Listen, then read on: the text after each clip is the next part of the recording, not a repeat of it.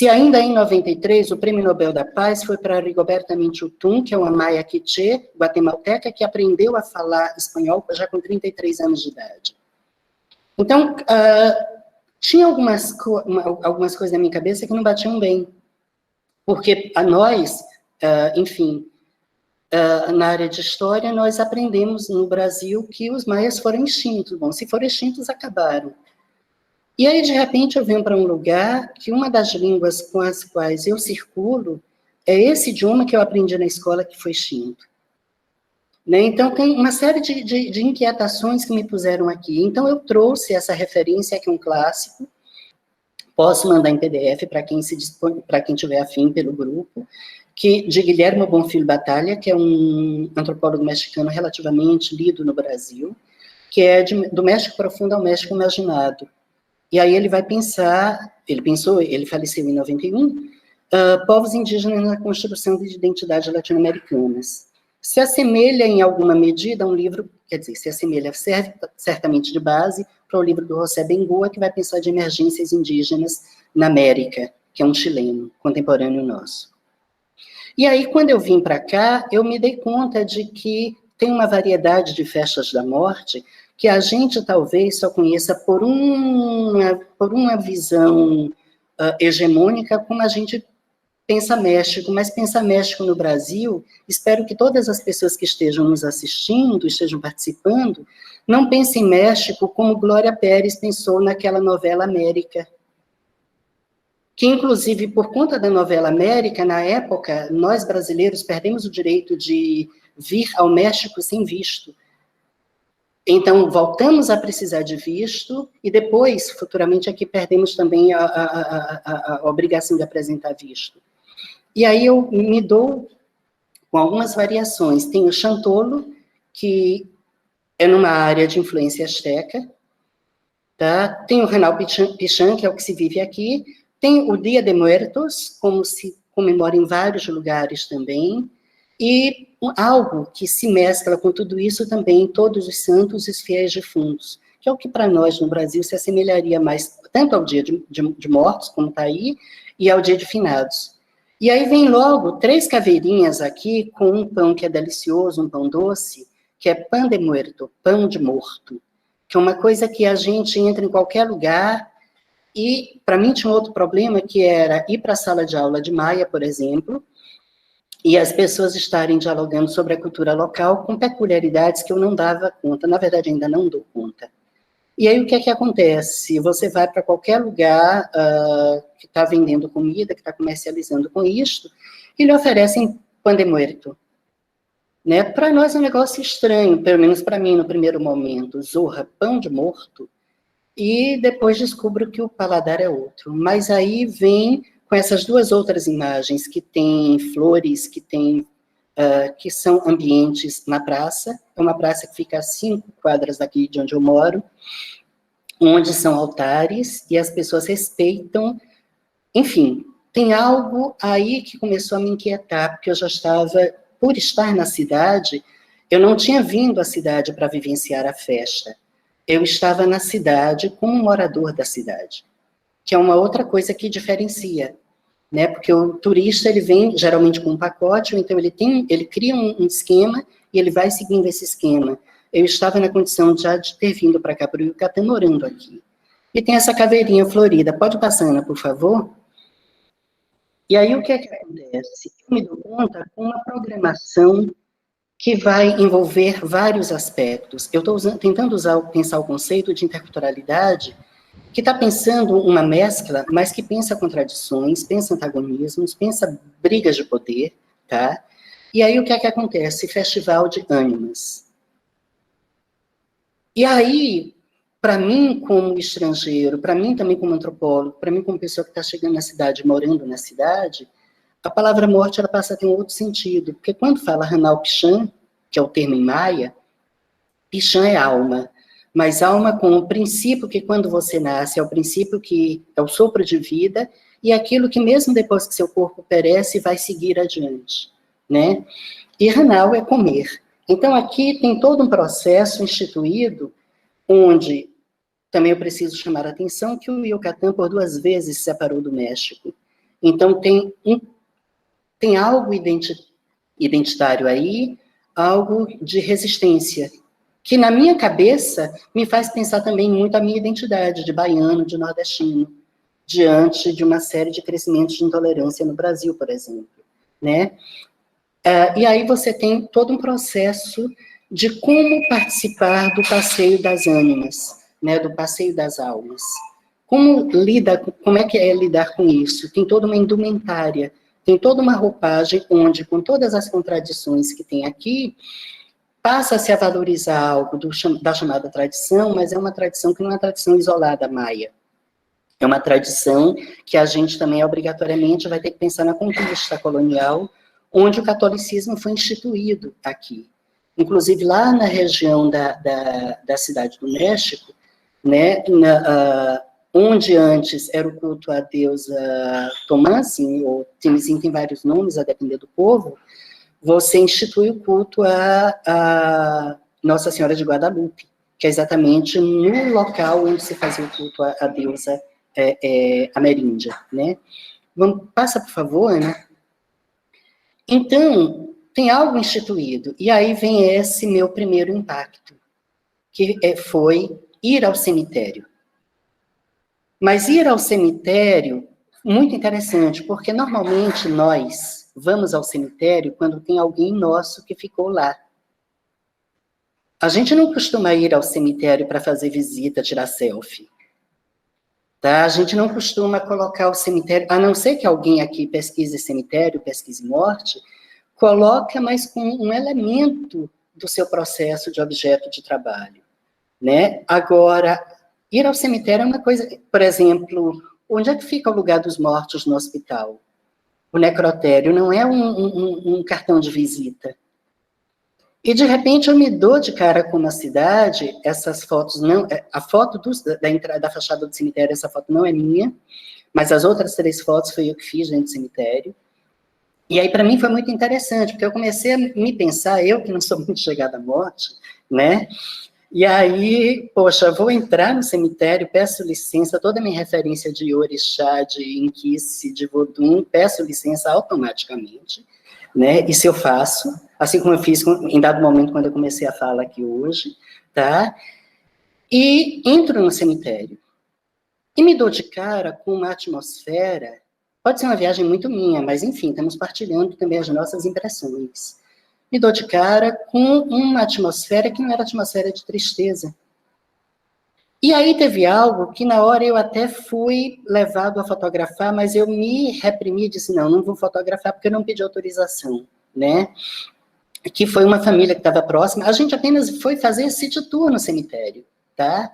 Olhando, foram várias fotos, eu selecionei apenas estas.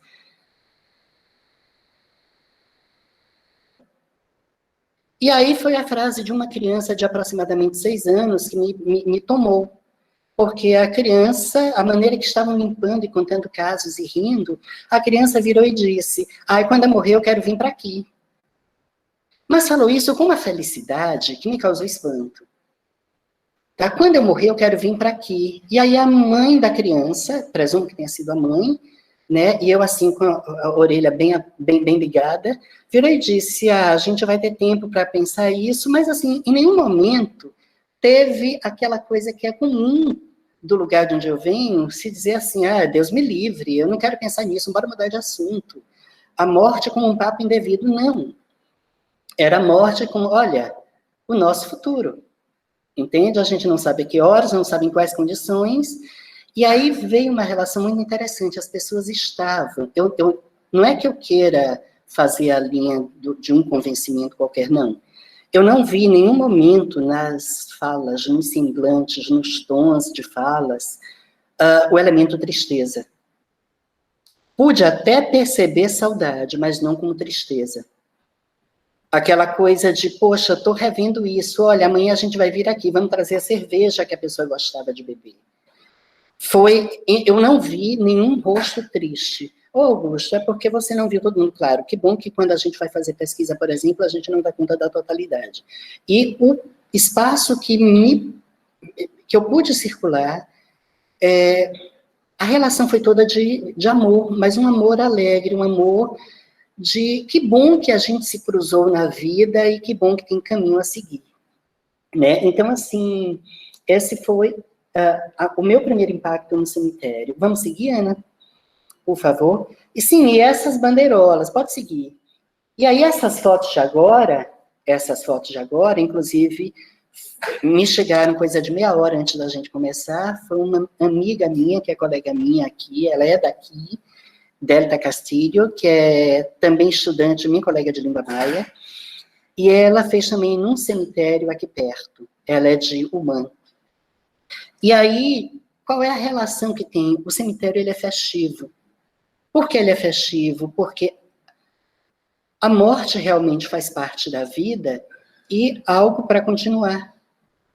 É uma visão que deve ter sido muito conflitante o cristianismo, no seu estatuto inquisitorial colonial espanhol, chegar aqui e impor outra relação com a morte. Até porque tem várias santidades católicas aqui, que eu não sei em que medida, porque não tenho estudado sobre elas a fundo, não sei em que medida o catolicismo oficial romano reconhece. Mas o que não falta é São de la Muerte e todo mundo com a morte. E a morte numa outra relação. Se vocês ficarem atentos, uma dessas figuras, aqui tem a cruz escura, ela tem uma cerveja Corona, bem próxima, quer dizer, é a celebração da vida. As pessoas sentem saudade, mas as pessoas celebram a vida a uma continuidade, apenas trocamos de roupa e de lugar. Né? Que é uma coisa interessante para a gente pensar. E a própria ideia da caveira, tem uma das figuras, é a figura que tem uma caveira, a figura da caveira não só com aquele sentido de assombração, né? Que em alguns lugares do Brasil se chama alma penada, outros lugares chamam alma pelada. Eu ainda não vi uma alma pelada, mas é outra história, né? Mas vamos seguir. Ana, por favor, amada. E aí me vem algumas questões, que é exatamente isso. A cruz, veja, a cruz, duas vezes, aliás, especificamente na fala, há 2 semanas atrás, se eu não me engano, do professor Luiz Vitor, me desculpe se eu tiver, Luiz Vitor, falando sobre a capoeira e falando sobre a festa do Bonfim, você mencionou-se algo sobre sincretismo. E é interessante porque tem toda uma discussão no Brasil em relação a se é válido ou não, que também, para mim, isso não é o que nos satisfaz no momento, e que aqui isso aparece para mim de uma maneira muito interessante. Como a cruz, ela passou a substituir no culto católico, tá? A árvore, que é a iache, a palavra che, que escreve CH, com esse apóstrofo, significa árvore, né? A depender, pode ser madeira. Iache é a árvore sumaúma, que aqui em espanhol chamam de ceiba. É uma árvore sagrada. Se ela aparecer na casa de qualquer pessoa, não pode cortar. A única forma de você poder cortar essa árvore é pedindo autorização policial, porque senão é cadeia, tá? E só pode se cortar se for confirmado que as raízes dela estão destruindo a estrutura de uma casa. Porque você tem uma piscina e está destruindo a piscina. O problema da piscina é com a árvore, não é da casa, entende? É uma situação bem delicada. E outro detalhe, a madeira é proibida de ser comercializada. É cana segura, entende? Não é cana corote, não, é cana cadeia. E aí, o que é que acontece? Nesse processo, o que é que eles fazem? Eles substituem a árvore no culto católico pela cruz, só que eles pintam a cruz. Não é a cruz como a gente vê, que é uma cruz que ganha um quê de onipotência nas igrejas, e ela acaba sendo da mesma cor. A gente não liga para a cor da cruz, a gente vê apenas a cruz como se ela não tivesse cor. Aqui a tendência é pintar a cruz, é mudar a cor da madeira, que é uma maneira de fazer essa referência a esse elemento. Outra coisa, aquela coisa dos lados da cruz, na verdade, vai ser representada com os pontos cardeais, que aí vão ter um significado próprio para a cultura local. Só que a gente vê as 4 direções. É uma coisa que algumas pessoas que são de africanidade, perdão, de religiosidade afro-brasileira ou afro-indígena, podemos dizer assim, isso já está resolvido. Porque não é apenas norte, sul, leste, oeste. É também para cima, para baixo e no centro. Então as 4 direções são 7. Isso para a gente já está resolvido, né? Então, o que é que acontece? Tem outro problema que é o calendário. O calendário colonial institui, em alguns casos, 31 de outubro, né, que aí seria o Dia das Almas, que, digamos, se abririam os portais, como alguns falam. Aí vai para o dia 1º de novembro, que é Todos os Santos, e dia 2, que é o Dia de Finados. Né? Alguns grupos vão além, isso aqui, né? Porque se comemora, na verdade, o mês de novembro é o mês todo dedicado às almas. Né? E também tem outro elemento, porque se a gente estiver vendo apenas, eu vou usar o termo comum no Brasil, festa da morte, a gente só vai pensar nesse período. Mas tem um calendário que antecede, que é uma coisa que a mim me fascina, porque é você poder trabalhar, além do discurso público, o discurso segredado, o discurso dos que participam, ou melhor, daqueles que são iniciados. Seria mais ou menos uma voz subalterna que a gente consegue escutar. Então, veja, tem o 29 de junho, que tem a ver com determinada santidade, que não é São Pedro, me fugiu o nome do santo agora. E aí, nesse momento, se plantam flores, que são as flores que vão colher na véspera do Ranal Pichan, que são flores que vão embelezar todo o percurso. Outra coisa é também o dia 29 de setembro, que São Miguel Arcanjo, que vai lidar com uma outra divindade maia, tá? E também 18 de outubro, São Lucas, e o dia 30 de outubro, que é especial, que é o dia da flor, que, na verdade, você passa a enfeitar os lugares com flores. E é muito interessante isso, porque, por exemplo, quem vem como turista, entra no embalo e não sei se precisa se preocupar ou não. Aí é uma questão individual, é de cada sujeito. Mas tem um outro lance que é quem vende, quem comercializa essas flores. Tanto pode ser a grande floricultura, como pode ser, sei lá, Dona Inácia, essa Dona Inácia existe de verdade, que é uma figura que mal fala espanhol, ela fala basicamente maia, e ela se comunica com as pessoas, ela entende alguns termos, as pessoas também passam, quem não é falante de maia, passa a entender os termos que ela fala, e comercializam isso. Mas o que é que acontece? Não é só vender flores. Não é que ela seja florista, ela faz outras coisas, mas vende flores naquele período que também tem a ver com uma outra condição de iniciação dela lá dentro dos rituais tradicionais. Passa, por favor, Ana. E aí, o que é que acontece? Aqui, apenas para exemplificar o que eu mencionei sobre você pintar a madeira que faz a cruz. Essa cruz que está com o tecido azul, ela estava aqui na praça, aqui perto, que é na Praça Grande, a Praça Grande, que fica em frente à catedral. E aí nós vemos um altar com dessas flores que são cultivadas e tal, e a outra cruz verde, que está com um manto branco, ela é no Grande Museu do Mundo Maia, tá? Que eles reproduzem. E se vocês ficarem atentos e atentas, nessa cruz que é pintada de verde, as duas são pintadas de verde, tá? Porque aí faz a associação direta a suma uma, madeira, árvore. Tem velas coloridas embaixo, e as velas são multicores. A outra cruz que está apenas o altar, que não dá para ver o chão, vocês só vão ver as velas brancas. Mas nessa outra cruz, vocês vão ver que tem vela preta, vela vermelha, vela amarela, vela branca, tem uma vela verde no centro. Isso gerou muitos problemas com o período inquisitorial, enfim, porque aí tudo se acusava de bruxaria. Muitas pessoas foram mortas por isso. Né? Mas isso é mantido. E eu queria apenas chamar a atenção que tem uma relação, o branco com o norte, o amarelo com o sul, o negro com o oeste e o vermelho com o leste. E essa direção é respeitada. Tanto que aqui é interessante, quando a gente está estudando Maia, você aprende termos esquerda e direita, mas os professores dizem, olha, isso a gente aprende porque vocês estrangeiros usam. Mas aqui ninguém fala direita nem esquerda, porque isso é relativo do lugar que a pessoa está. A gente sempre se refere ao norte, ao sul, ao leste, ao oeste. Isso é marcante, como subverte a ordem. Quer dizer, a mesma ordem que foi subvertida pela colonização, eles começam a criar poros nessa outra ordem. Por favor, Ana. E aí vamos à festa. Essas duas fotos também foi essa minha amiga Delta que me passou. Essa é uma árvore mesmo, uma, e a família fez questão de colocar próxima à árvore, que fica perto do cemitério, uma sinalização, colocaram junto à madeira, como forma para que as almas não se percam no retorno ao cemitério.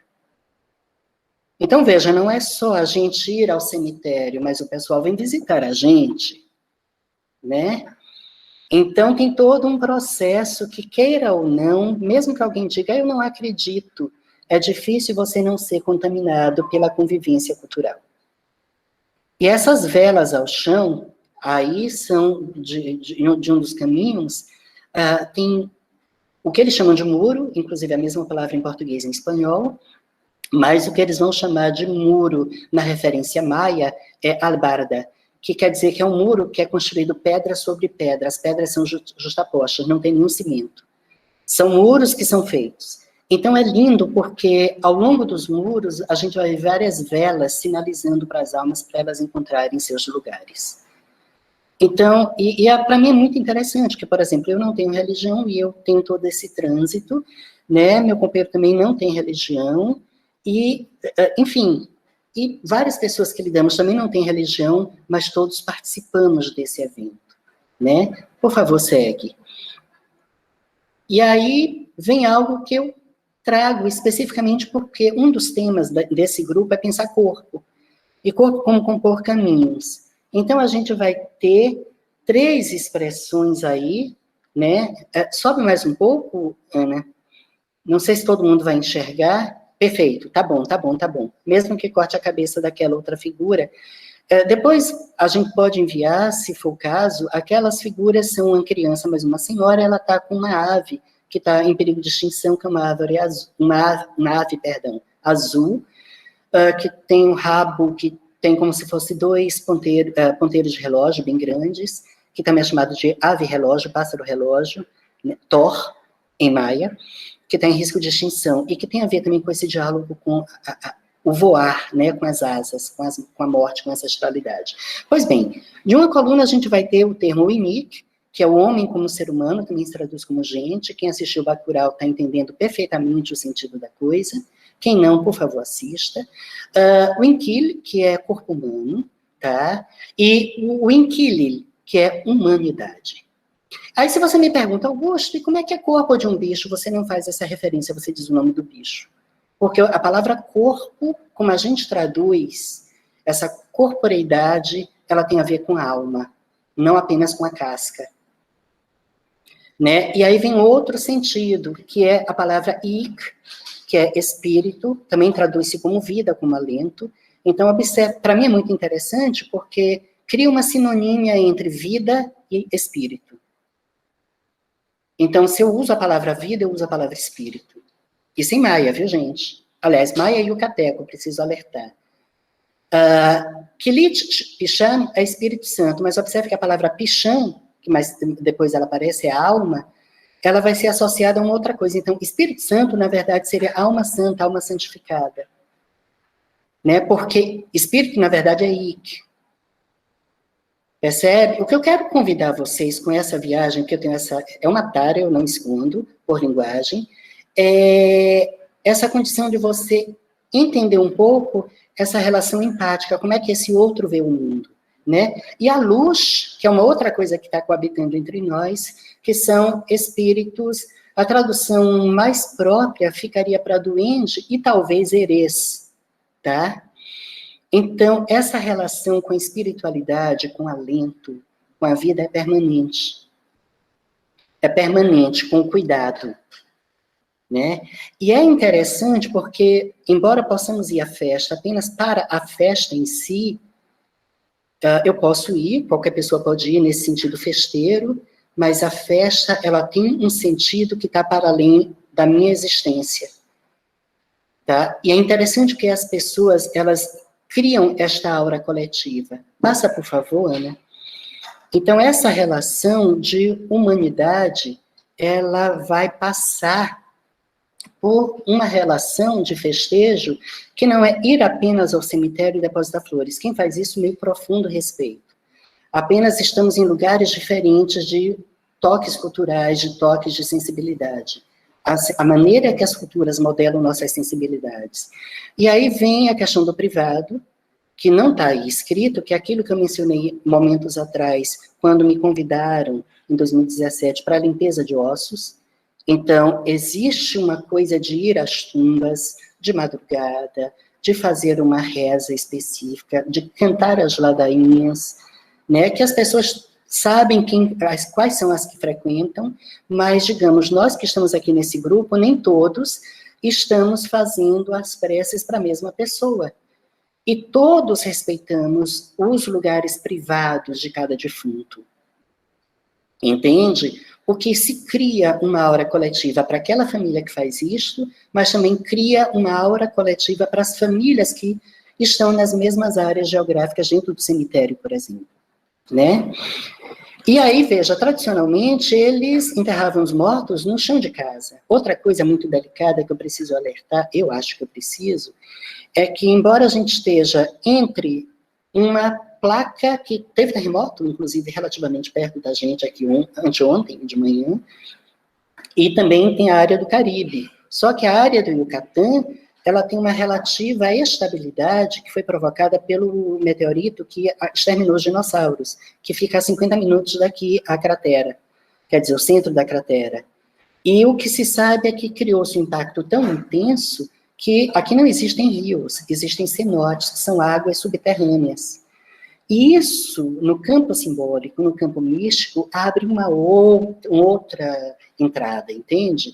Porque tem cenotes imensos, que são centenas de pessoas que frequentam, e tem cenotes muito pequenos. Por outro lado, se descobrem a cada mês, praticamente, é exagero que eu estou dizendo, mas enfim, eu assumo o exagero. Mas a cada mês, é para frisar a intensidade, se descobrem caminhos subaquáticos. Né? E assim, esquemas que tinham os antigos mais, estou me referindo aos antigos das cidades, que viraram ruínas, que suportavam mais de 20 mil pessoas, né? E eles tinham abastecimento nas cidades. Né? Então, o que é que acontece? Tem um detalhe que são rituais que você, de repente, pode ser convidado a participar. São rituais privados. Claro, de um coletivo que é muito específico, mas tem um ritual público que é para a rua, que é para a cidade, e tem um espetáculo turístico. Eu quero deixar bem claro que, na minha fala, eu não quero estar condenando nada nem ninguém, tá? Mas o que existe é uma tensão de que o espetáculo turístico não consuma a tradição. E também que a tradição não se feche a ponto de encerrar-se em si mesma e, com a ida dos seus, se perder. Então, tem 3 coisas básicas aqui, em nível de calendário. Primeiro, não sei quem viu o filme que eu indiquei no grupo, que é um filme que a mim me fascina, eu choro horrores toda vez que eu vejo esse filme, né? Primeiro, no dia 31 de outubro, que são as crianças defuntas. Então, veja, se a criança morre hoje, no dia 31 de outubro, a gente não vai fazer o Hanal Pichã para ela, porque o espírito dela ainda está nesse percurso. Augusto, eu não acredito nisso, o problema é seu. E é problema meu também se eu não acreditar ou se eu acreditar. Eu estou falando a partir de uma cultura, e os símbolos que eu estou lidando são essa cultura que está me fornecendo acesso. Né? Então, veja, são as crianças, então você vai ter muitos doces com cara de sorridente. A caveira, que é uma coisa que está sempre sorrindo, né? Ninguém nunca vê uma caveira com cara fechada, ela está sempre com os dentes à mostra. Então, o que é que acontece? É uma expressão muito baiana da minha região do sul da Bahia, fecha os dentes. Então, é uma coisa terrível. Então, nesse sentido, a caveira está sempre de dente aberto, sempre convidativa ao sorriso, a possibilidade de... No dia 1º são os adultos defuntos, e uma outra coisa que a mim me fascina, esse adulto defunto, ele também pode ser uma alma sozinha, porque se faz também um altar para uma alma sozinha. Então, assim, se eu quiser, por exemplo, eu tenho uma amiga, ela é estadunidense, inclusive ela e o marido falam português, Anne e Jim, e eles montaram um altar na casa deles. Né? Eles têm uma bagagem católica, né? Moram aqui em Mérida também. Então, assim, é muito interessante. As pessoas de repente viram para você, se tem amizade com você, diz, traz uma foto de alguém da sua família que já se foi para pôr aqui, para participar dessa comemoração. Isso, para mim, me tira do meu lugar tradicional, que é o lugar onde a morte é sempre pesarosa, né? Por outro lado, eles não têm aquela ideia, se alguém tem bagagem católica, talvez se recorde que a reza, o credo católico, antigamente dizia desceu aos infernos, não é desceu aos mortos, antigamente se dizia desceu aos infernos, mais tarde é que se mudou e desceu aos mortos, e depois subiu aos céus. Então veja, a ideia de inferno é uma ideia muito cristã, ou melhor, muito de uma teogonia judaico-cristã. Né? E aí eles também vão ter o 2 de novembro, que são os fiéis defuntos, crianças e adultos, e também, repito, as almas que a gente não conheceu as pessoas, mas a gente quis presentear alguém, tá? E aí tem uma outra dimensão de céus e inframundos. Na verdade, o alento que nos dá vida, que se traduz como Pichan, a nossa alma, ela vai seguir transitando. É um processo eterno, é um eterno movimento, é uma outra ideia, né? Outra coisa que me fascina, inclusive o fato de eu estar estudando Maia, que é a língua mais difícil que até hoje eu já tive contato, né? Eu tenho uma entrada com algumas línguas, enfim, inclusive sou falante de Guarani, um pouco do Tupi também, por exemplo, é que a ideia de passado, o passado ele não está atrás, ele está na sua frente. Quem está atrás de você é o futuro. E isso gramaticalmente altera, porque a última coisa que você fala numa frase é o sujeito. É uma piração, tá? É uma piração.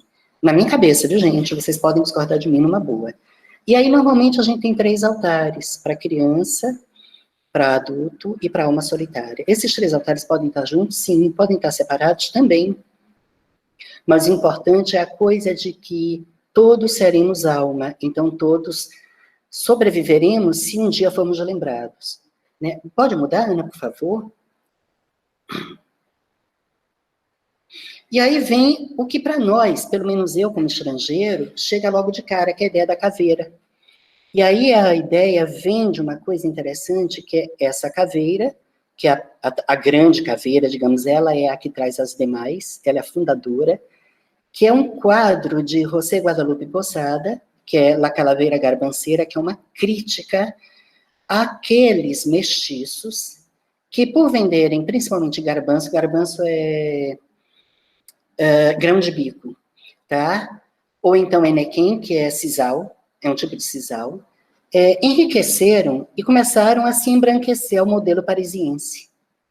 Se vocês se atentarem para essa gravura dessa caveira, ela só está osso, mas está com chapéu francês de plumas.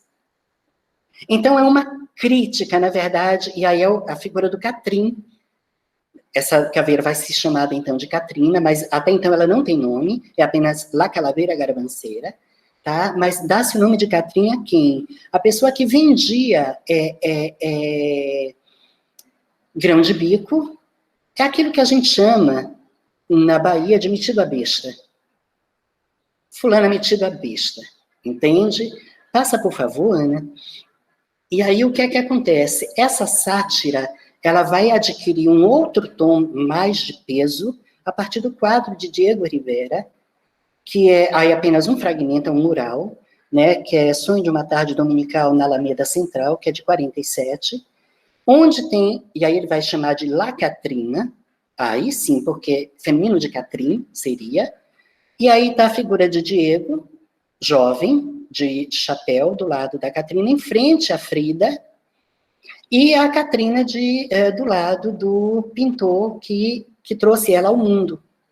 Então, veja, é a partir daí, por incrível que pareça, porque tem pessoas que dizem, é uma tradição maia, assim, beleza, mas a figura de sair fantasiado de caveira, ela é mais recente. Ela é mais recente, ela vem de uma sátira às figuras que tentavam se europeizar, vestir a roupa colonial e esquecer do passado. Entende? E ela passa a ter essa roupagem exatamente a partir de 47, por conta de toda esse peso que as figuras, os moralistas, a gente conhece mais de ouvir falar Diego e Frida, mas tem uma infinidade, inclusive várias mulheres, né, que vão estar participando desse processo, tá? Passa, por favor, Ana. E aí a gente continua a ter... aí é o Catrim. Bom, isso, na verdade, é um bar que tem aqui, que a gente foi tomar todas na noite de finados, e tocando música caribenha, né, tem uma percussão maravilhosa, né, e fazem esses jogos de luz. Então a cidade se enfeita toda, mas se enfeita com uma alegria. Alguém pode dizer assim, mas isso é uma coisa turística, sim, mas é uma coisa tradicional, sim. Mas tem contradição também. Talvez o grande lance seja que estão convivendo. Na verdade, vai ter lugar, por exemplo, eu ouvi um comentário, porque eu, como estrangeiro, pergunto aos meus colegas de Maia, e aí alguém diz assim, olha, se te oferecerem, por exemplo, pibiu, que é uma das comidas mais comidas nesse período aqui, eu não posso comer, porque eu sou alérgico a porco, né? E para fazer pibil, como eles pronunciam, tem que ser com manteiga de porco, banha de porco. E essa comida tem uma peculiaridade, ela só é feita debaixo da terra. Ela tem que ser enterrada. Então, eles já trouxeram do período colonial, o que eles não dizem muito que é pibiu, mas é de galinha. Mas também tem a banha de porco. E essa comida, ela tem que ser enterrada. Qualquer pessoa pode fazer isso, enterrado por aventura, pode. Mas, para eles, o fato da gente ir à rua, o fato da gente comer essas comidas e partilhar, é porque a gente está compartilhando desse simbolismo. Então, mesmo que eu não acredite, no momento que eu estou participando, eu estou validando o processo. Né? É uma coisa, a mim, muito interessante. Segue, por favor, Ana. Então, veja, a questão é sair e se divertir, tá? E aí tem figuras várias. Bom, o casal, que está, inclusive, com roupas típicas daqui da procissão do Ranal Pichan, que é de branco também, com roupa típica, yucateca, feito de um grupo de estudo sobre língua maia, né? Aí você tem uma outra figura, que é a Catrina, solitária, altamente sensual, elas são sensualíssimas, né? As Catrinas e os Catrins são sensualíssimos todos, né? Cada caveirão de fazer tremer. Então, o que é que acontece? Nesse processo, elas são sensuais, e elas estão gozando a vida. Ela tem um quê desaforado? Né? E as cores são festivas, é celebrar a vida. Olha, a gente viveu, a gente brigou, a gente falou, a gente riu, a gente falou da vida alheia, falaram da nossa vida, a nossa não é da conta de ninguém, vamos celebrar. O fato das nossas vidas terem se entrecruzados pode promover alguma alegria, nem que seja a mera lembrança, entende? E é isso que comemoram. Segue, por favor, Ana. E aí... Veja, aí eu já pego, essas 4 fotos são minhas, finalmente algo de minha autoria, tá? Então, primeiro é um altar que foi colocado na Praça Central, e é muito interessante, gente, porque assim, eu não preparei esse material para uma apresentação, ou melhor, eu estou apresentando agora, eu vim preparar de uns dias para cá. Eu não fotografei com o intuito, digamos, de um estudo ou de uma pesquisa, foi pelo prazer de estar, entende? Então, é interessante que eles todo dia, eles trocam algumas coisas, porque as coisas que tem que dar para os mortos, tem que estar frescas. É coisa limpa. Ou seja, você não vai receber uma alma, inclusive uma alma desconhecida, imagina se é uma alma cheia de nó pelas costas, como se diz na Bahia, né? E essa figura, ela entra na sua casa tem que estar limpa. Outra coisa, guarda os animais. Cria cachorro, cria gato, põe num lugar para não atrapalhar as almas, porque eles são sensitivos e vão atrapalhar as almas, e elas têm medo. Entende? Criança é uma coisa fascinante, porque tem muitas narrativas que são revividas aqui, viram também filmes, tem alguns no YouTube, que são crianças que decidem que não vão dormir cedo e vão brincar, e tem um mesmo que eu acho fascinante, porque o menino começa a brincar, rodar peão, aparecem outras crianças, até na hora que uma das crianças suspende o chapéu, é uma caveira. Entende? É a coisa do que nós aprendemos. Me peço licença às pessoas dos vários lugares, mas sim, estou usando uma fala para me situar como semelhança em nível de sul da Bahia, que é o medo de assombração, entende? que qualquer pessoa talvez tenha vivenciado isso, fantasiosamente ou não, na infância. Para mim não era fantasia, né? E aí nós temos um grupo teatral, tem até um pessoal pintado, vestido de branco. Só um detalhe, esse grupo todo, exceto esse homem que está narrando, mas todos os músicos e participantes são pessoas com síndrome de Down, que é também um elemento interessante que desmistifica a morte e desmistifica uma série de outras questões que a gente vai chamar de trabalho de inclusão. Né? Tem cadeirantes, é muito fascinante isso. Né? Não estou dizendo que as pessoas vivam todos os dias do ano pacificamente, ordeiramente, tem tensões, mas há essa coisa. E aí é o outro lado, porque depois dessa apresentação, que é todo mundo de branco, observe que a outra, que as fotos, inclusive, a coisa está mal focada, não é por nada, porque é pleno movimento. É uma mega percussão, que é quando a figura que morreu, que está na foto de branco, tem uma figura deitada, ela vai ao inframundo. Por quê? Porque ninguém está livre, todo mundo vai passar pelo inframundo. Só quem está livre são as crianças que nascem. Outra coisa, que para mim é interessantíssimo, que sabe um dia eu tenho fôlego para pesquisar, o suicídio para o povo maia não tem nada a ver com maldição, com pecado. É uma das mortes mais glorificadas. Que é um problema quando a gente, imbuído dessa nossa outra roupagem colonialista, a gente vai pensar o suicídio. É mais ou menos falar com o índio tupi ou guarani sobre a relação dele encontrar Maíra em vida. É o suicídio. Entende? E aí as bases eurocêntricas não dão conta disso. Ou seja, uma pessoa que morreu porque tentou aborto e tal, ela não é condenada. Então, o que eu quero chamar a atenção com essa fala é que por trás da festa se revela uma coisa a contrapelo, se revela um grande universo, que eu vou chamar de obscuro, e que é interessante dialogar. Por favor, Ana, troca aí a imagem. E é de uma percussão intensa. E aí tem o desfile de Catrinas, que é clássico. Aí uma das Catrinas, eles elegem. Tem uma roupagem? Tem, mas as pessoas semelhantes ao que se fazia, ainda se faz em alguns lugares, como Rainha do Milho, eles têm algo assim. E em povoados. Isso é uma coisa colonial. Não sei, é uma coisa talvez dada da convivência colonial.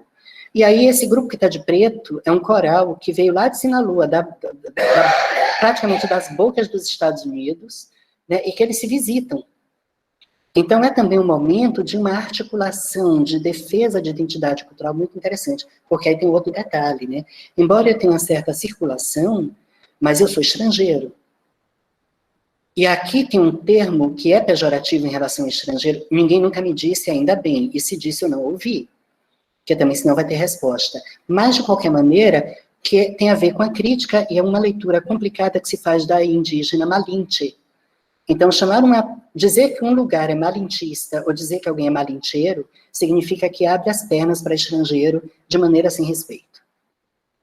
Então, veja, assim, eu tenho acesso, é bem interessante, por exemplo, o meu marido não fala maia, eu falo um pouco. Então, ele arranha no espanhol, fala inglês, porque também essas línguas a gente convive aqui. E aí, quando eu chego num lugar que alguém está me atendendo, eu começo a falar em maia, eu dou de pose, porque as pessoas passam a me atender. É igual quando eu estava no Paraguai, que eu estudei Guarani, quando eu entrava no lugar que falando espanhol, o preço era 1. Quando eu entrava falando Guarani, a tendência era o preço ser mais baixo. Gente, meu bolso agradecia. Entende? São técnicas, são artes da convivência. Né? Então, assim, eles fazem toda essa rede permanente. E outra coisa são esses dois bonecos, que são dois catrins, um está bebendo tequila e o outro está tocando, um instrumento de cordas, que traduziríamos vulgarmente como guitarra, ou violão, né, guitarra espanhola, e que sempre a celebração da vida. Você raramente vai ver uma caveira chorando. Não é que não possa vê-la. Inclusive, La Llorona, como é chamada, que é uma caveira que chora, mas você chama ela para ajudar alguém a aquietar o choro. É o verdadeiro aquieta o facho. Segue, por favor, Ana. Então, nesse processo, aí tem fotos várias. Veja, tem outro lado que, geralmente, o turista, ele só vê um momento ou ele não vê. Nós temos uma senhora de traje negro, ela está preparando incenso. E por que o incenso? Não é só para perfumar. Ou é para dar um cheiro também. Mas lembremos, por exemplo, que embora, por exemplo, no Brasil, quando se fala de divindade do tronco tupi, as pessoas só vão pensar em Tupã. Quando o Tupã, na verdade, era uma divindade do baixo, ele é da água, e não vão pensar em Anderu, não vão pensar em Jaçucá, não vão pensar em outras divindades, porque a colonização apagou. E quem é essa figura? Tem uma divindade que representa o incenso, que não é o incenso em si, mas a fumaça, é o que está entre o visível e o invisível. Então, veja, há uma ritualização, né? Tem também o homem que está no centro, ele está fazendo essa ritualização, onde ele está queimando o copal, né? E temos duas procissões, uma, que é uma foto, que é uma outra coisa que me fascina aqui na península, porque aqui não existem ladeiras. Então, eu que morei em Salvador muitos anos, morei em Floripa, morei em Cabo, morei em Ilhéus, e por aí vai, né? Área dos Andes, enfim, eu estou acostumado com ladeira. Para eu me acostumar aqui, sem ver ladeira, sem ver morro, até hoje eu fico meio perdido a depender. Então, você tem uma foto de uma procissão, que é exatamente a procissão que se encontra relativamente perto daqui de onde eu moro, e vai para o cemitério central. São milhares de pessoas que vão para a procissão. Né? Ah, é uma procissão católica. Eu não sei até que ponto é católico. Poderia fazer algumas semelhanças, algumas aproximações, também com a lavagem do Bonfim. Entende? Respeitando todas as fronteiras étnicas, todos os códigos. E, por outro lado, temos uma outra foto, que é do Yucatán Today, que é um jornal, que é uma foto, é propaganda, claro, com artistas, que é para convidar as pessoas para virem para esse evento. As mulheres todas de huipil, aquele tecido que cobre uma espécie de chale, porque também aqui o calor é de matar. Aqui, há 2 semanas atrás, aliás, antes dos 2 ciclones que passaram aqui, foi na primeira semana, primeiros 10 dias de junho, nós chegamos a ter temperatura com sensação térmica passando de 53 graus centígrados. Né? Então faz um pouquinho de calor. Né? E tem também uma outra caixa com caveira, com crânio e flores. É uma limpeza dos mortos, que é uma outra preocupação, a depender das enfermidades, aí já tem outros elementos que se agregam. Tá? Sobe, por favor. Passa, por favor. Nós temos também outras fotos. Aí eu só estou trazendo para partilhar com vocês isso. Os altares são comidas. Então, os mortos comem, mas eles não comem a comida, eles comem a essência da comida. Né? O pichã é a alma da Ihanal Pichã. Ihanal, comer.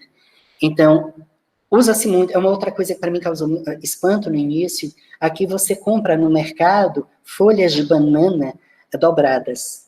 Isso é muito usado na culinária, né? Eles cozinham muito envolvendo a folha de banana e fazem muitas comidas com isso.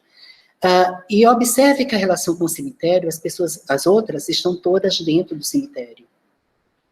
Estão sentadas nas tumbas, ou seja, como você se senta no chão da praça.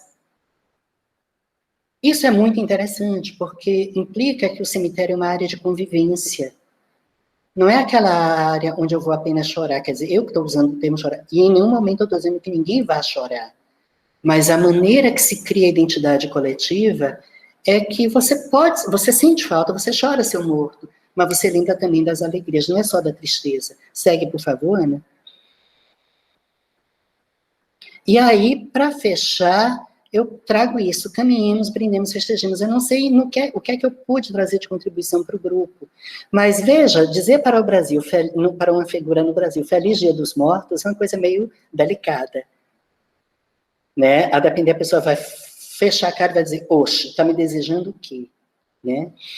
Então, veja, isso é comum, Feliz Dia dos Mortos, né? Quer dizer, Dia dos Mortos e felicidade. Porque não tem para onde correr, a gente vai estar lá qualquer dia. Então, quer dizer, se eu maldigo a vida, peraí, cara, se encontre. Então, assim, é brindar, é gozar a vida e gozar a morte. Isso, para mim, me fascina, né? Quer dizer, depois que a Ana Rita conversou comigo, que eu tive acesso ao grupo como eu estou tendo hoje, por exemplo, que eu peguei algumas impressões, que eu volto a dizer, eu não preparei um trabalho científico, e por isso também que eu me permito partilhar com esse grupo, porque eu vejo que esse grupo tem esse... Isso para mim é fascinante, né? Eu já estou colocando, assim, meu pedido de cadastramento, seja lá o nome que for, para estar junto, porque eu acho isso fascinante. Né? Eu tenho me recusado, é uma coisa que eu sempre...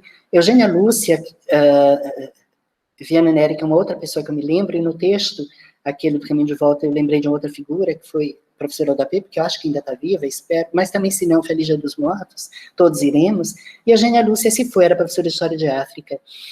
E ela me dizia, nas brincadeiras, nas fofocas da gente, ela dizia, seja sempre o marginal da academia.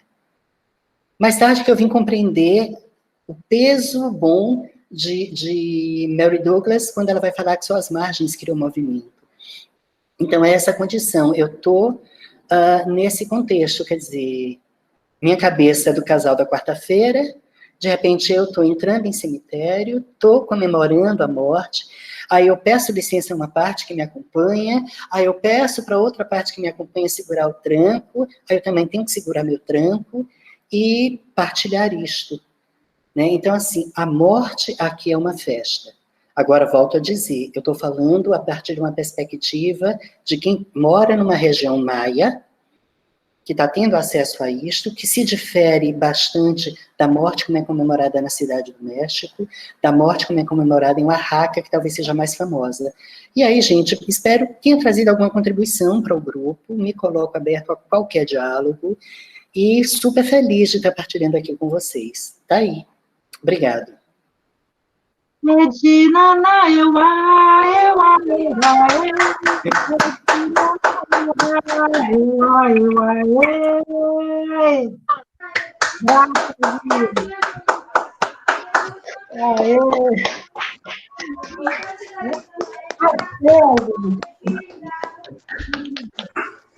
queridos e queridas, para perguntar, Augusto, eu vou fechar meu microfone, aquela pessoa que quiser aí dialogar com Augusto, abre seu microfone e manda ver. Fiquem à vontade, a gente está aqui para dialogar e fiquem à vontade para questionar mesmo, de boa.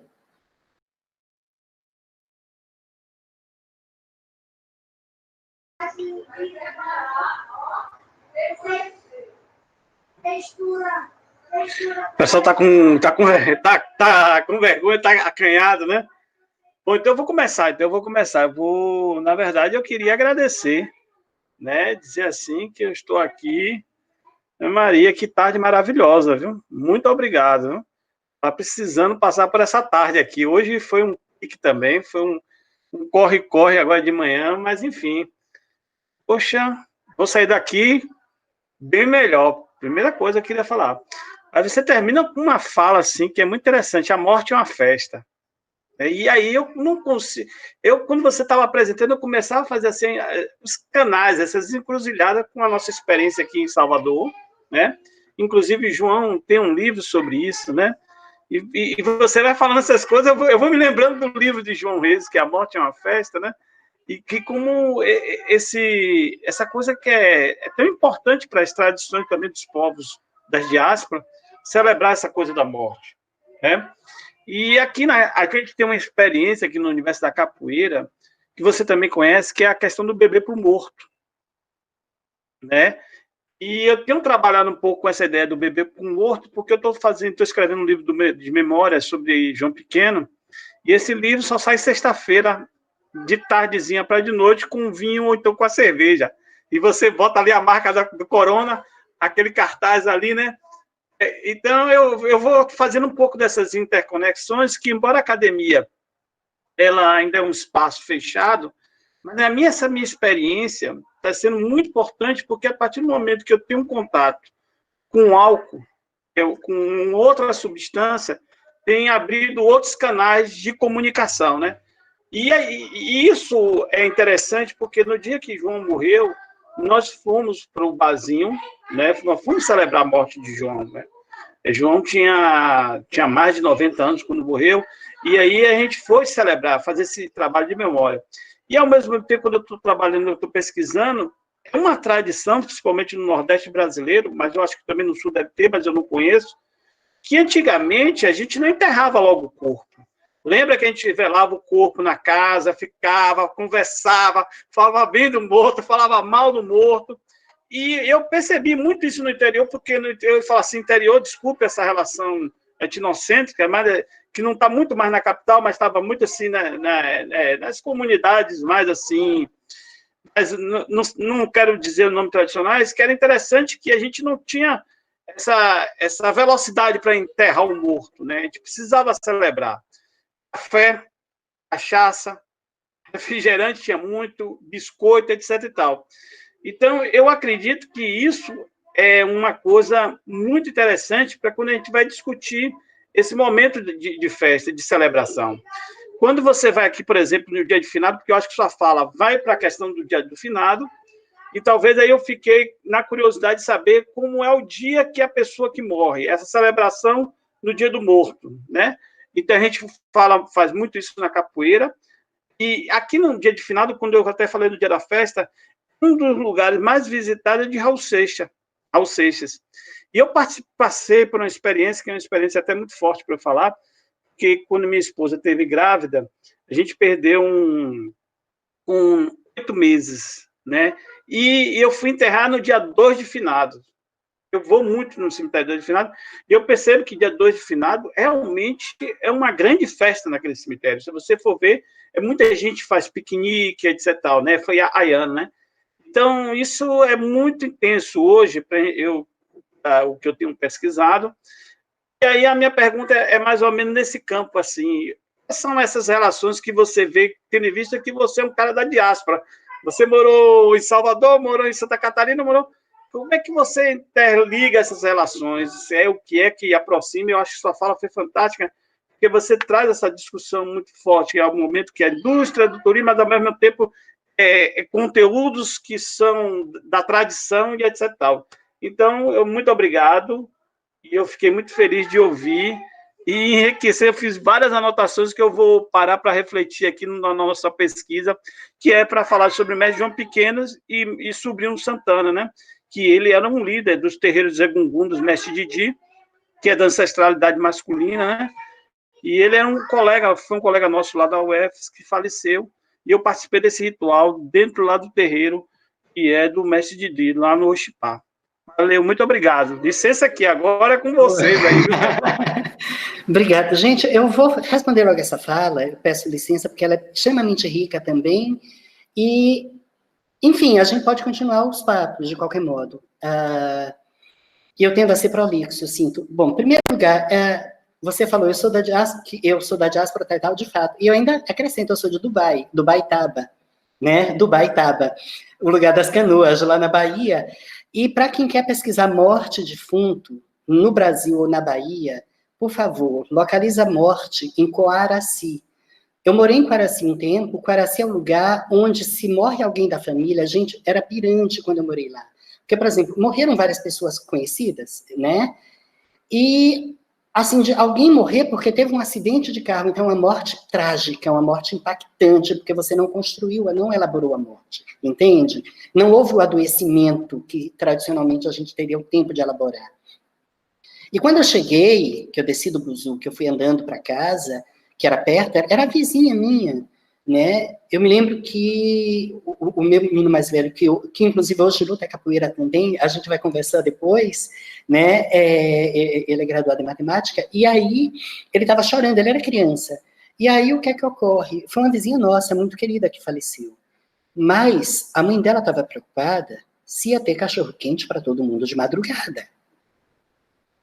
Tá entendendo? É uma outra vibe. Se ia ter cachaça, quer dizer, ou você tá nesse... Eu vou usar o termo poluição, eu estou citando antropologicamente lá Mary Douglas, por favor, não me condenem, tá? Então, o que é que acontece? Tá todo mundo poluído, bicho. E isso é que é o lance, porque a gente tá pregando, ou melhor, a gente não, algumas pessoas pregam umas limpezas, uns tradicionalismos, e não há lugar para isso, né? E aí veja um lance, você falou de Raul Seixas, é só uma nota, sexta e sábado, o principal programa nas rádios mexicanas, para quem curte rock and roll, é especial de Raul Seixas, né? Eu viajo, gente, eu viajo. Mas sim, voltando à questão, quando se morre alguém, eu tive algumas rápidas experiências aqui, eu estou morando aqui em Mérida desde 15 de agosto, né? E aí o que é que acontece? Morreram algumas pessoas, inclusive gente conhecida. Mas é interessante, você percebe que eles sentem a falta, que dá saudade, há choro, ao choro da saudade, ou seja, todo esse processo que todos vivemos, que se a gente for cartografar, a gente não sabe de onde vem. Também nem sei se é interessante cartografar isso, mas fica para quem quiser.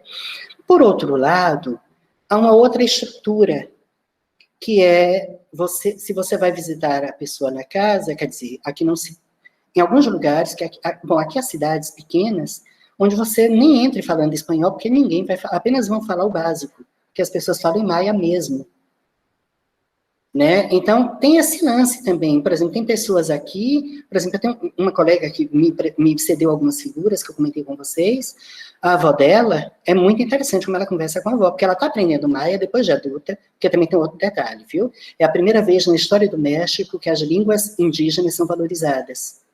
Assim como é a primeira vez na história do México que os afro-mexicanos são valorizados. Inclusive se aconselhando a se falar na sua pluralidade linguística nos mais variados lugares, tá? Isso é fato, porque é documento, são questões jurídicas, tá? Então, o que é que acontece? A avó dela diz para ela, mas, quer dizer, elas conversam, criaram um meio de conversa, porque a avó não fala espanhol, a mãe fala espanhol e maia, então a mãe fica nesse campo da tradução. E aí, o que é que acontece? Tem pessoas que são falantes de maia passiva ou falantes de espanhol passivo, ou seja, eu entendo tudo, mas eu não falo nada. E a gente se comunica. Então, o que é que acontece? Há muito esse choque de tradições. Eu vou criar um mal-estar já já. Qual é o processo dessa construção? Você bebe mezcal, você bebe tequila, ou então você bebe, que eu agora já estou com água na boca, pelos dois que eu falei, pelo que eu estou me lembrando agora, você bebe horchata, tem várias coisas, de milho branco, são bebidas deliciosas, são refrescantes todas elas, então você acaba bebendo morto. E qual é o mal-estar? Igreja Evangélica, IURD, Igreja Universal do Reino de Deus, também já abriu aqui. Então, eles começam com a campanha de vamos evangelizar todo mundo. Então, quem for cristão dessa parada, por favor, me dê licença que eu não estou para intolerância.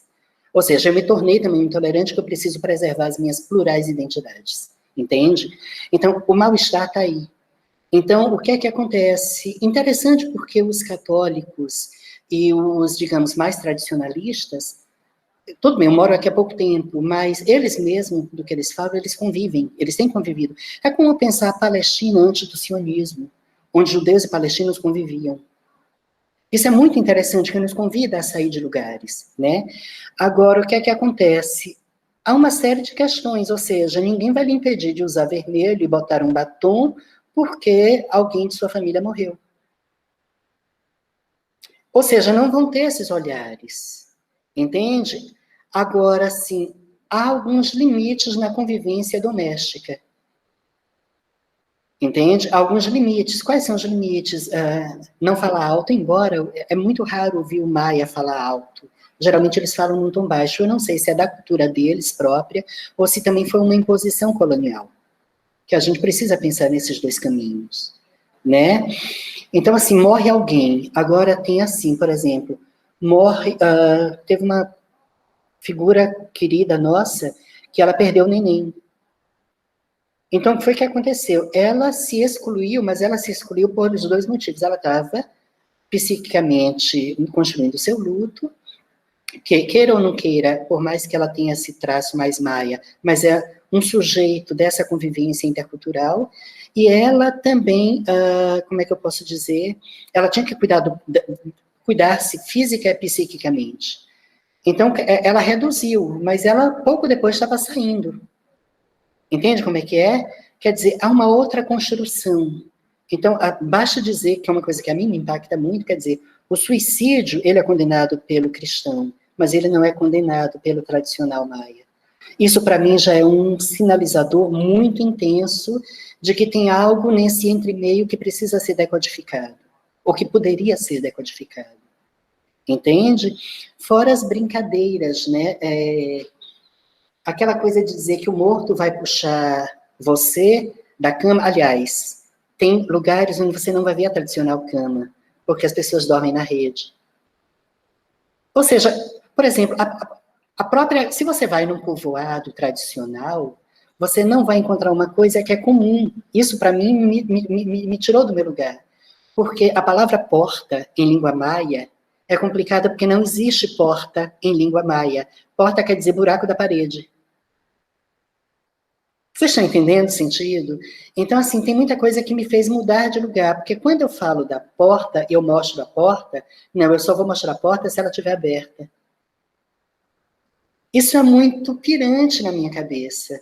Da mesma forma que, quer dizer, você vai chorar morto? Sim, porque dá saudade. Quem foi meu aluno, tem umas figuras aí que estudaram comigo e também já tinham amizade comigo na época que minha mãe foi embora, e meus pais já se foram. Eu não sei falar de minha mãe e não dar risada, porque minha mãe era a figura mais porra louca que eu conheci. Quer dizer, quando minha mãe morreu, que ela foi sepultada em Ubaitaba, as putas fecharam brega, porque foram velá-la. Né? Os presos, porque aí tinha outra relação dela com o cristianismo, que ela fazia comida, quem primeiro comia eram os presos, então os presos pediram permissão para velá-la. Então, assim, todos os marginais da época da cidade foram velá-la. Eu só posso olhar para isso com muita alegria, com muito tesão, com muito prazer. E digo, porra, que bom que a velha me ensinou alguma coisa.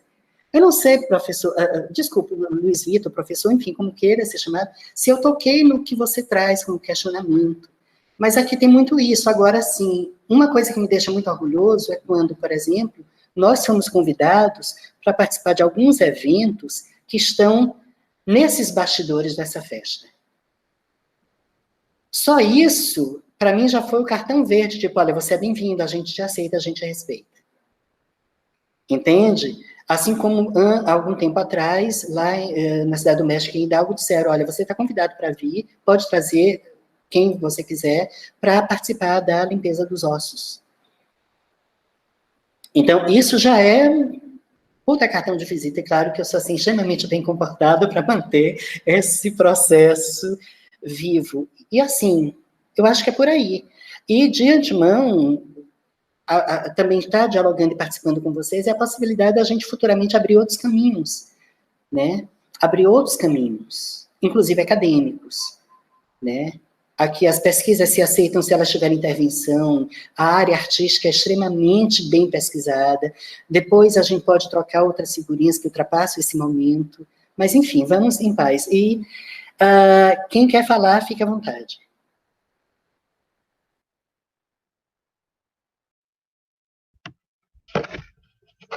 Mais alguém? Olha, a gente já está com de 17h47. Mais alguém quer conversar com o Augusto?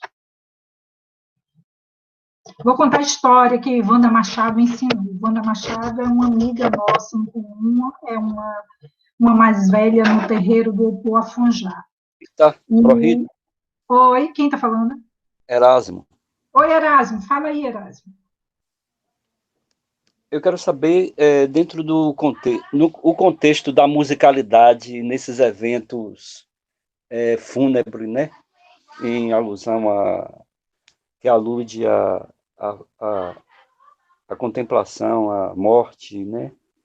O rito da morte e tal. Como é que é a escolha, se há uma musicalidade? Curiosidade. Nossa, você tocou num ponto, Erasmo. Deixa eu te perguntar, para complementar o que a Erasmo está falando, uma curiosidade também. E a dança? Se ele está perguntando sobre a música e a dança. Veja, a musicalidade. Eu queria entender de teoria musical, porque eu garanto para vocês, eu ia me fazer. Imagina uma pessoa metida besta, seria eu. Eu tive uma conversa, eu tive a honra, em 2016 e 2017, ser convidado pelo INALI, Instituto Nacional de Línguas Indígenas, é daqui do México. Para você ingressar no núcleo, você pode ser de qualquer lugar do mundo, mas você tem a obrigatoriedade de ser fluente em um idioma indígena. E esse, inclusive, fez uma avaliação. Eles são uns mega linguistas aqui. Qual é o babado? É que aqui tem algumas línguas que elas são atonais. E eu conversava com o diretor da época, me fugiu o nome dele agora, e ele é de uma etnia, que também me fugiu, peço desculpas, que é uma língua atonal. E a gente conversando, eu fui convidado formalmente para almoçar com o Instituto, eles chegaram à conclusão, a gente chegou, de que uma pessoa fazendo a leitura da sonoridade da fala, usando do elemento da música, você consegue perceber outras musicalidades. Esse é um detalhe. Pois bem, outra coisa é que o idioma maia, ele não tem todas as letras da língua portuguesa. E ele tem uma outra variedade, a gente usa apenas como válido vogal A, E, I, O, U, por exemplo, eles utilizam isso duplicado. Na verdade, acaba sendo mais, para cada vogal acrescente mais 2, né, possibilidades, e eles têm algumas consoantes que são glotais. Então, você tem que estar com o ouvido muito atento para não dizer a palavra errada ou não entender a palavra de maneira errada. O que isso por si só já traz uma musicalidade. Bom, você vai ter ritmos que vão ter influência, quando eles chamam caribenha, é porque tem uma batida negra, tá? Você vai ter muito a cúmbia. É bom lembrar que a cúmbia, né, é uma das traduções encontradas para a gente usar o termo que se usa no Brasil para quilombola, tá? Palenque, cúmbia, tudo isso tem a ver com quilombo, tá? E você tem uma outra relação, aí eu estou fazendo uso do nosso português brasileiro, a palavra quilombo, tá? E você vai ter uma outra musicalidade. O tradicional maia, eles vão usar muita percussão, que para mim não chegou a ser surpresa, porque eu já tinha contactado percussão também, não só do mundo andino, como do mundo centro-mexicano, mas eles vão ter muito violão. Eu friso isso e agradeço pelo comentário, porque quando os colonizadores, por exemplo, chegaram no Brasil, se bateram com os guaranis que tocavam um tipo de viola, né, uma rabeca, que vai se assemelhar muito. Então, acho que alguém aí do Mato Grosso do Sul, Rio Grande do Sul, daquela região, talvez alguma coisa rancho ou concho, tem um termo aí que me fugiu agora, tá? Coxo, algo assim, me fugiu o termo. Bom, então você vai ter uma musicalidade que vai se assemelhar muito àquelas ladainhas, para quem é do interior nordestino, de cidade pequena, vai lembrar daquelas tipo Ave, Ave, Ave Maria, que vai rasgando. Eles vão ter muito isso, né? E acaba sendo um coro belíssimo. E você vai ter também a mescla, em alguns momentos, de cantar em espanhol, mas com palavras em maia, tá? Por outro lado, você vai ter qual é a dança?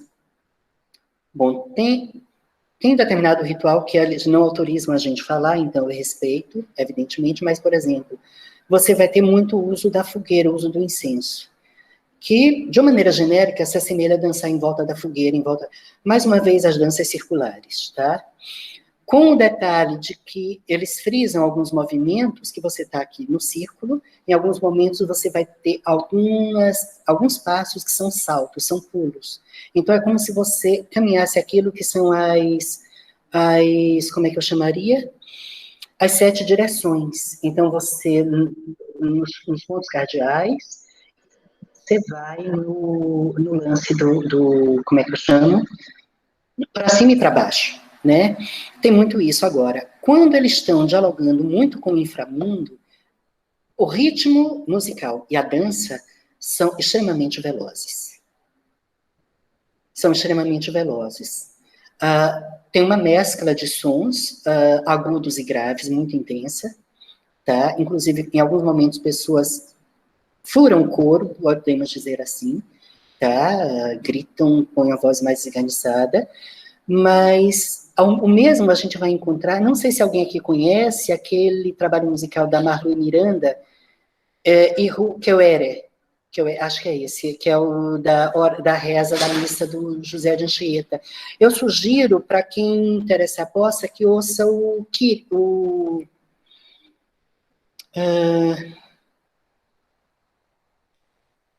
fugiu agora, que é o Kyrie, o que ouça o Kyrie, que, se não me engano, é a segunda faixa. Kyrie eleison, que eles cantam Kyrie em tupi, né? Então, tem um momento que as sopranos, elas quebram qualquer tímpano, elas furam. Isso acontece, essa musicalidade é muito presente, né? E essa rítmica, claro que tem momentos que são bem lentos, né? Eu vou usar jargões, quem quiser pode me condenar, mas fique à vontade. Tem momentos que são bem guaraníticos, aquele ritmo monótono, pam, pam, pam, pam, pam, pam, pam, pam, pam, pam, pam, e de repente quebra para ritmos velozes. Tá? Isso é muito usado, só que eu não tenho competência. Ela se divide em 3 categorias, né? Sim, perfeito. Precisaria, Erasmo e Ana Rita, para comentar melhor sobre essas falas de vocês, eu entrar com uma perspectiva de fazer uma etnografia do corpo, ou uma etnografia sonora. Né? Quer dizer, o que eu trouxe, estou partilhando, foram impressões bem precisas que eu tentei criar categorias para a gente falar. Né? Tem? Ariati. Também, e tem, me fugiu agora o nome, tem algo que se aproxima muito daquilo que o Turner, junto com o fugiu agora. É um que é professor na Universidade de Nova York. Ele trabalha com performance. Ele trabalhou muito com Victor Turner. Quem é a pessoa que mais traduz? Pôs um tom?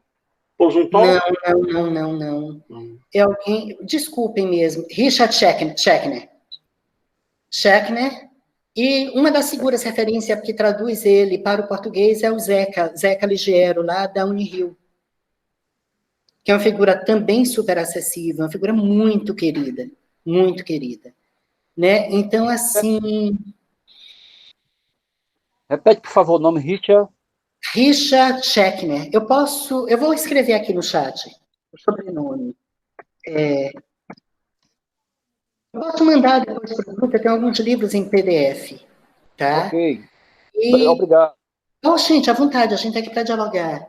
Você coloca no grupo, Augusto. Coloco no grupo, sim, numa boa. E é muito... Agora, para eu comentar essas falas de vocês dois, com alguma propriedade, eu preciso ir para campo, aí eu estou usando uma linguagem bem acadêmica, para ir com a perspectiva de pensar uma etnografia. Né? Eu posso partilhar com vocês alguns... Tem uma coisa, que tem uma linha francesa, gente, me desculpem os nomes, tá? Falha minha. Mas, assim, que as pessoas colocam... São umas técnicas de etnografia que eu acho fascinante, de etnografia sonora, que colocam, digamos, pontos para gravarem a sonoridade dos lugares. E confrontam depois esses lugares e fazem depois uma transcrição dessa sonoridade. É fascinante. Menino é Rafael Devos, lá da UFSC, onde eu fiz doutorado, e ele trabalha isso. Bom, eu vou usar um termo meio terrível. A então esposa dele, quando ele foi meu professor, ela é até de Porto Alegre, eles trabalharam com isso lá. É o pessoal que trabalha com antropologia sonora, antropologia visual, Nossa. Ela foi presidente da ABA. Ela também é de Porto Alegre, mora lá em Floripa. Enfim. Maria? Não. Carmen Rial. Isso, que é casada com a Miriam Grossi. Com a Miriam Grossi. Né? Todas duas foram minhas mestras, amo as duas também. E, então, assim, é material que a gente pode trocar. Eu creio que dá para a gente pensar totalmente com encruzilhada. E uma coisa que tem crescido aqui, eu conheci umas figuras que são estadunidenses, que moram aqui, gente, isso aqui é a Babel, tá? É a Babel. Então, o que é que acontece? O pessoal anti-Trump veio todo para cá, tá? Diga-se de passagem. Então, só tem gente boa, só tem sangue bom. CD, sangue bom. Então, o que é que acontece? Tem uma galera que são professoras negras que a gente está começando a ter um diálogo, porque tem algo lá, para quem pesquisa História da Arte, que a arte olmeca, ela também dialoga com o negro, mas dialoga com o negro num processo que parece que antecede a escravidão africana, então isso gera um mal-estar, que a ciência não dá conta disso. Alguém pode até dizer, Augusto, essa viagem não tem problema, a gente está aqui partilhando a possibilidade de indagações, né? Então... não sei, gente, eu estou aberta aí a questionamento. Alguém colocou algo de Benin, Valdinéia, Jesus, perfeito. Essa pessoa também linda. E a questão culinária, não, a culinária que é uma loucura, fora que eu estou num lugar onde os pratos típicos, você, na sua maioria, come com as mãos. Então, e essa coisa do garfo e faca é muito colonial. Eu me senti em casa, eu estou no meu lugar, meu pai foi tropeiro, né? Então, assim, minha mãe, uma mistura de índio com mulher de herança síria, quer dizer, gente pobre, gente da roça, eu tenho esse lugar, e isso é lindo. E, assim, você chegar num lugar chique, se come com a mão, mais chique ainda, estou em casa. Eu queria colaborar um pouquinho. Por favor. Acho que umas 2 ou 3 vezes, o Augusto também falou sobre a questão da encruzilhada, que é algo que me movimenta, já que vamos usar a redundância, né? Encruzilhada me movimenta. E eu fiquei muito interessada no grupo por conta da questão de trabalhar com o corpo, né? desse trabalho, não enquanto investigação, mas enquanto sensação. Eu faço parte de uma formação acadêmica muito, muito rígida, né? Eu sou UESCiana. Para quem não sabe, a UESCiana é quem é formada na UESC. Augusto foi meu professor lá, então é realmente uma academia extremamente tradicional. E nesse momento eu estou vivenciando uma outra forma de pensar a academia, que é na UFSB, Universidade Federal do Sul da Bahia, e que a gente pode estar pensando esse outro olhar em cima daquilo que a gente estuda, né? Não olhar em cima de, mas olhar dentro de.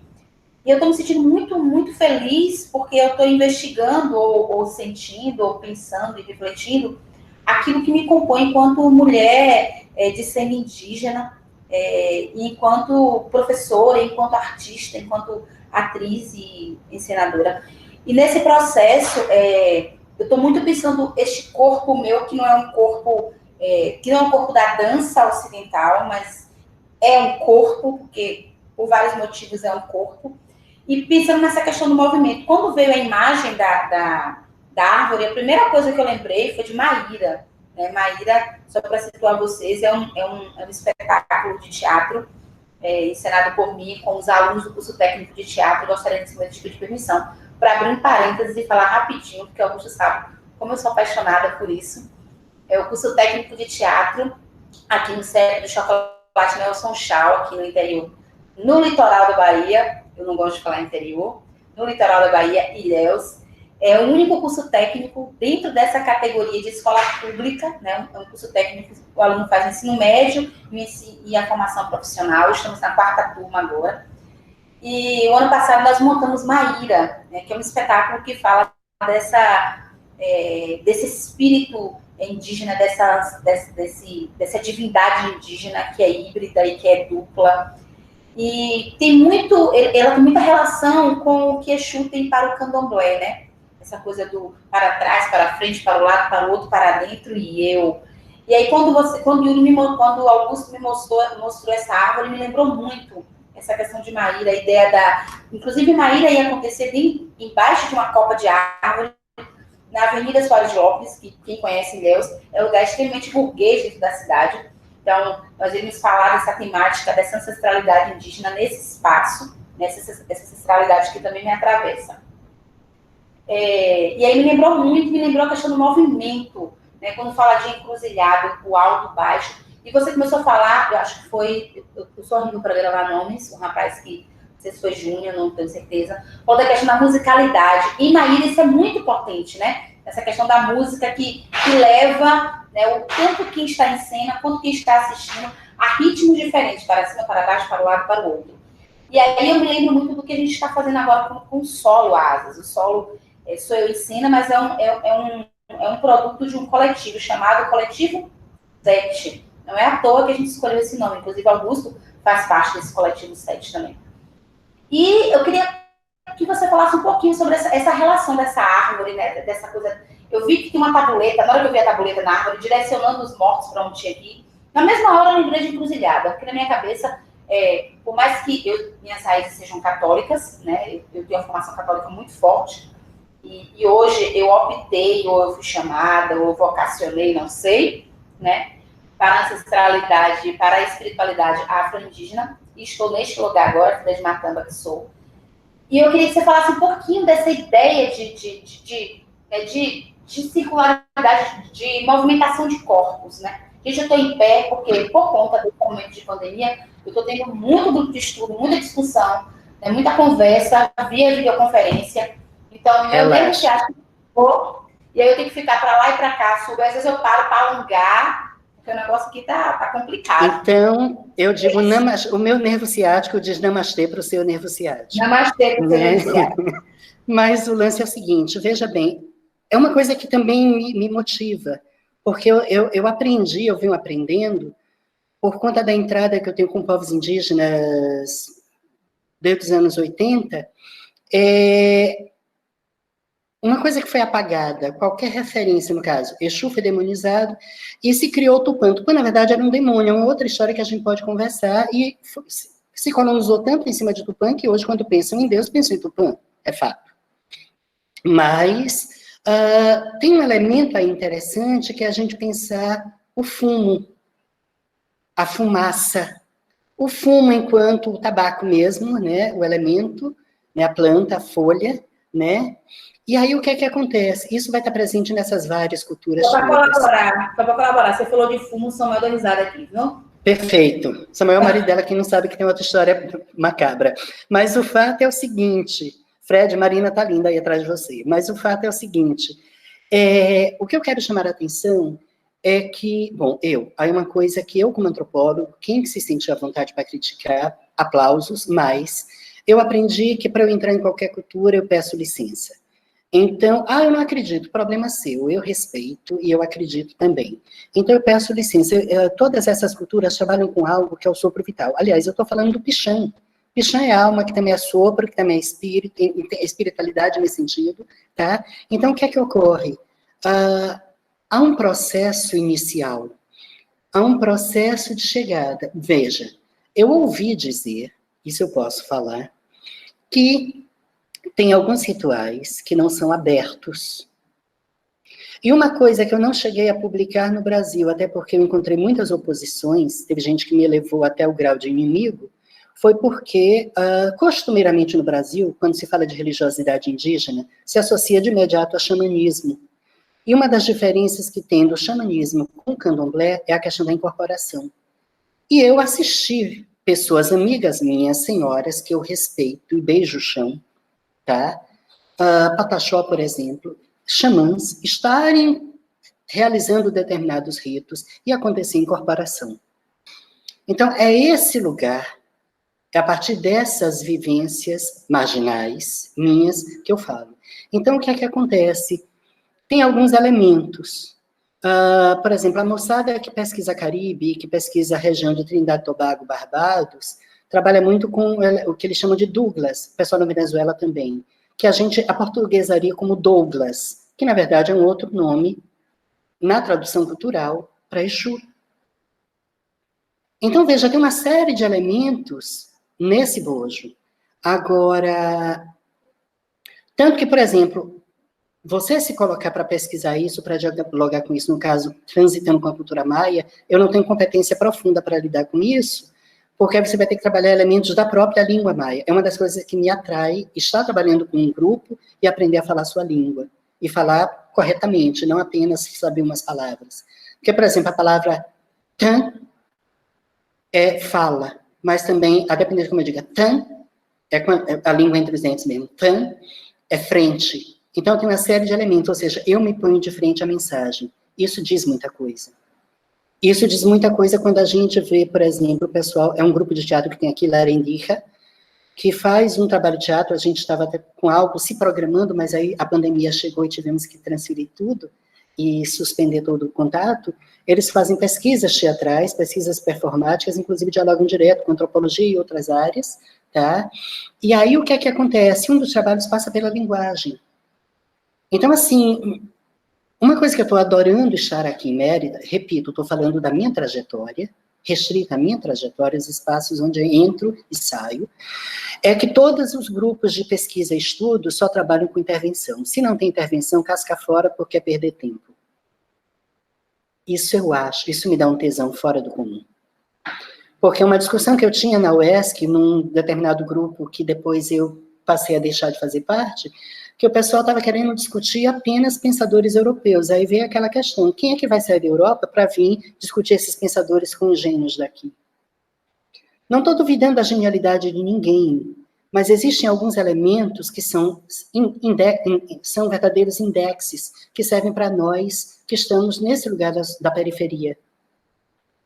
Que desse lugar nós podemos fazer um grande uso desses elementos teóricos coloniais, inclusive trabalhar com a anticolonialidade, com a decolonialidade de fato. De outra forma, a gente só está trocando aquilo que o texto que foi situado, que é um texto que a Ana Rita redescobriu, desengavetou em 2008, que é um texto que eu acho gostoso, que é aquele do Caminho de Volta, né? E que é exatamente esse lance. De outra forma, a gente só está... Quanta gente tem reproduzido... eu estou pesquisando língua indígena. Peraí, mas língua indígena sob que viés? Colonial ou decolonial? Porque quando começa a se dizer boa tarde em língua indígena, essa crítica a gente ouve aqui, é porque boa tarde é linguagem colonial. Quando se começa a dizer bom dia é linguagem colonial. Então, quando se começa a falar de língua indígena associando todos os cumprimentos a uma reificação do colonial, alto lá.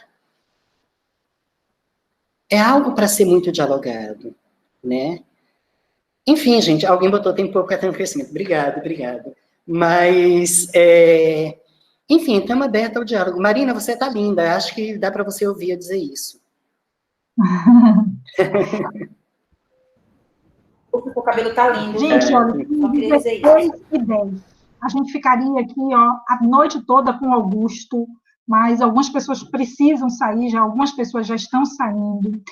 Eu não sei, é só gratidão aos mais velhos, gratidão aos mais jovens, gratidão a todos os ancestrais que nos inspiraram nessa tarde, a Augusto, um mais velho, e a nós que sentamos nos seus pés e escutamos apenas. Tá? A gente vai... Deixa eu contar só a historinha de Wanda Machado para vocês, para a gente terminar. E Wanda Machado é uma mais velha, como eu disse, do terreiro do Ilê Axé Poafunjá, pesquisadora, escritora, e ela conta que o criador, Olorum, resolveu criar os seres vivos. E aí ele chama Oxalá e diz assim, Oxalá, vem cá, vai lá e cria os seres vivos. Aí ele diz, mas como que é que eu vou fazer isso? Não sei, vai fazer os seres vivos. E ele sai andando pelos 4 cantos do mundo, pensando como é que eu vou fazer esses seres vivos. E, de repente, ele está tão cansado, senta na beira de um lago. E fica pensando, e aí ele olha para o chão, vê a terra e diz, já sei, de terra. E ele pega a terra nas mãos, e quando ele pega, a terra seca, igual a do Nordeste, né? Terra seca, cai pelos dedos dele, e ele não consegue. Aí ele disse, não é a terra. E ele aí resolve, passa um vento, ele diz, já sei de vento, olha só. E ele pega, e com as mãos ele tenta esculpir o vento, e o vento vai embora.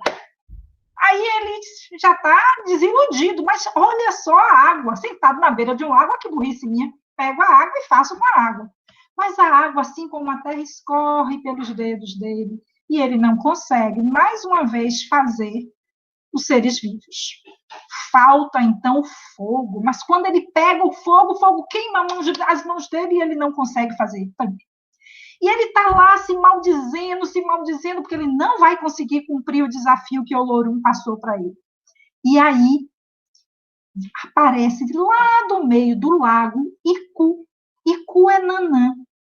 E ela vem e diz, olha aí, eu estou lá embaixo, estou vendo você se maldizer, o que está acontecendo? E ele conta tudo o que está acontecendo para ela. E ela diz, mas deixa eu dar uma ideia, você já tentou fazer com lama? Aí ele, com lama? Ela disse, espere um pouquinho. E ela vai lá no fundo do mar, do lago, e tira a lama, e traz de lá de baixo a lama, e senta com ele. E os dois começam a fazer os seres vivos. Nanã é o orixá da morte. E eles fazem, e a vida, aqui na Bahia, eu não sei vocês, quem não é daqui, diz assim, Oxalá é pai. Oxalá é pai e Nanã é a mãe, só que a gente esquece da maternidade. E aí ela faz, e quando a gente vai olhar Nanã, ela sempre carrega um feixe de gravetos nos braços, e ela canta aquela música que a gente estava falando, é uma calampa, é de Nanã, e ela vai fazendo, e vai ninando os filhos e levando ao berço de onde eles saíram. Então, eu acho que aos ancestrais, a todos os mais velhos que nos deram essas histórias, a todas as comidas feitas que fazem o corpo da gente vivo, a toda a alegria das festas, as celebrações, aos encontros, a esse corpo imenso coletivo que se faz nesses encontros festivos. A gente traz a festa pela segunda vez aqui, né? Então, muito, muito grata a todos vocês. A gente se encontra na próxima semana. Augusto vai continuar aqui. Quem quiser ficar conversando, vai lá no grupo e manda mensagem para Augusto também. A gente articula e conversa, de boa. Pronto, Augusto está lá disponibilíssimo, viu, gente? Eu até botei perfume para encontrar ele, que eu disse, enchi de perfume. Milena, você quer dizer alguma coisa? Luiz Vitor, porque nós somos Arte do Corpo, e o Artes do Corpo tem essa gratidão por todas as pessoas que colaboram conosco. Milena e Vitão. Ah, que riqueza, que felicidade. A morte é uma felicidade. Professora Ana. Precisa desejar. Muito obrigada, viu? Muito obrigada. Professora Ana. Diga, Erasmo.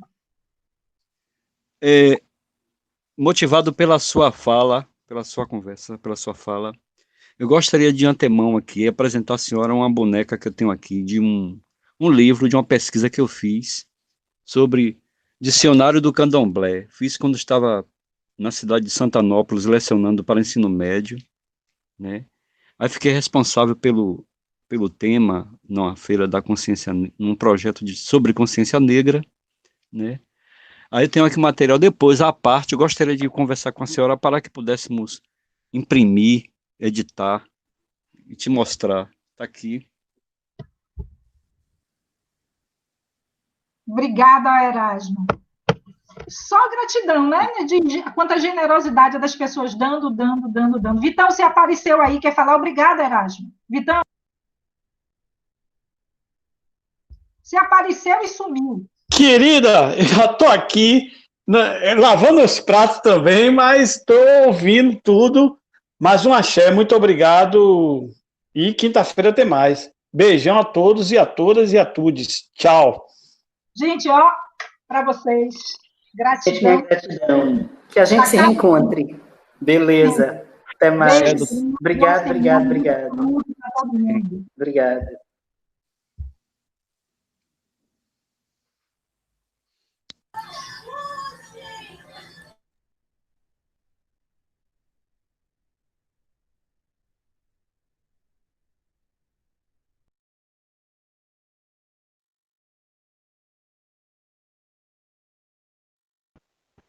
Tchau, gente.